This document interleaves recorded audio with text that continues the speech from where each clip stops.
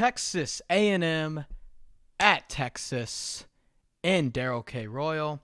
This, folks, is one of the best rivalries in college football, and if anyone tells you otherwise, they haven't experienced it. I lived in College Station for a little bit, and let me just tell you this. Unlike Michigan and Ohio State, or Alabama and Auburn, or Army and Navy even, those rivalries I mentioned, in the end of the day, they still see life very similarly.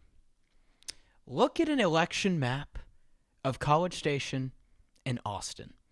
These two places are only separated by about an hour.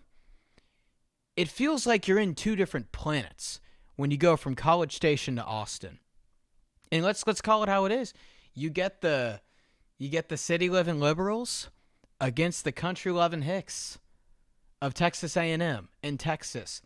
That's what it is, and that's why I love this rivalry so much, is because Auburn, Alabama, in the end of the day, they still see life very similarly, as does Michigan and Ohio State. Texas A&M and Texas have completely different ways of living. It's way bigger than just football. Okay. Those that think that Texas is out of the playoff and eliminated, you're mistaken. If it's 9-3 Texas going up against 10-2 Notre Dame, and Texas has that win over A&M, and they can say, hey, Notre Dame, hey, we did something that you guys couldn't do. Are you going to punish us for going on the road to play against Ohio State, who's unbeaten? And chaos is coming. Who's to say Bama doesn't go into Jordan-Hare and lose? Who's to say that Oregon doesn't lose against Washington? That BYU doesn't lay an egg? Chaos is coming, folks. So, Texas is not eliminated from the playoff. I'm just going to get that out there. Who do I think wins this game? 70% of bets on DraftKings right now are on Texas A&M. I don't agree with that. I think Texas is a way different team than they were a month ago. My reason being, you look at Texas these last 4 games, and I know they lost to Georgia. They got beat pretty bad. So has everyone else not named Alabama.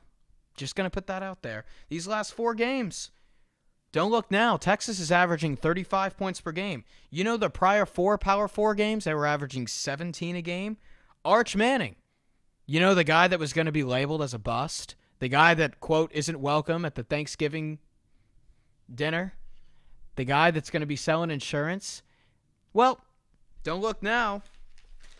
These last 4 games, 1,300 yards, 13 touchdowns, 2 picks, 8.6 yards a pass attempt, 65% completion percentage, over 300 yards passing per game. Texas's offense has been rolling. Arch Manning has been rolling, because that's what quarterbacks do when they get experience, folks. They improve throughout the year, and that's exactly what's happening.